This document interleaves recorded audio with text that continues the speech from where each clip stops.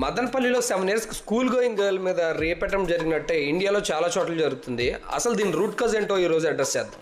Rape చేయాలి అనే thought వచ్చిన వాళ్ళని పోలీసు వాళ్ళు కస్టడీలోకి తీసుకుని వాళ్ళకి మెరుగైన కౌన్సిలింగ్ ఇచ్చి వాళ్ళ పేరెంటింగ్లో చేంజెస్ చేయాలి అని ఇలాంటి సొల్లు కవర్లు ఏవి చెప్పకుండా రేప్ చేయాలి అనే ఇంటెన్షన్ వస్తేనే టమాటా చెక్కినట్టు అడిగి చెక్కేస్తారు అని అడిగి తెలిస్తేనే ఈ రేప్లో అవుతాయి. Sorry to say this, majority of the rape and attempt rape complaints in India are fake. ఇండియాలో 2 టైప్ ఆఫ్ కంప్లైంట్స్ ఉంటాయి, ఒకటి జెన్యూన్, ఒకటి ఫేక్. నిజంగానే ఫిజికల్ హెరాస్ చేశారు అనే బాధపడ్డ మహిళలు వెళ్ళి కంప్లైంట్ ఇవ్వడం. రెండోది, చాలా మంది అప్పుల దగ్గర నుంచి కూడా తప్పించుకోవడానికి వాడి ఇంటికి వచ్చి అప్పు అడగనే నేను చీర చింపుకుని పోలీస్ స్టేషన్కి వెళ్తే అని తీసుకెళ్ళి లోపలేస్తారు. నా అప్పు లేదు, ఏమీ లేదు, తిరిగి ఆడే నాకు డబ్బులు ఇవ్వాలి అనే కంప్లైంట్స్ ఇండియాలో ఎన్ని రిజిస్టర్ అవుతున్నాయి నిజం చెప్పండి. మదనపల్లిలో జరిగిన ఇన్సిడెంట్ కోసం అయితే కంప్లీట్లీ మనమందరం కూడా ఆ పాప సైడే ఉంటాం.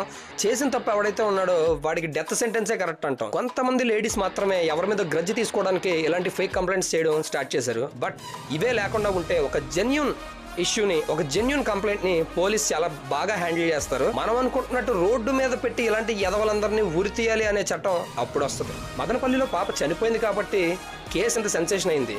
బట్ డైలీ చనిపోకుండా వేధించబడుతున్న మహిళలు ఎంతో మంది ఉన్నారు. కంప్లైంట్స్ అనేవి ఇలాంటి మ్యాటర్స్లో జెన్యూన్గా ఇవ్వండి. మీ కొంతమంది లేడీస్ వల్ల రెస్ట్ ఆఫ్ ద ఉమెన్ అంతా కూడా సఫర్ అవుతున్నారు. నేను చెప్పింది నిజమా కాదా కామెంట్ చేయండి.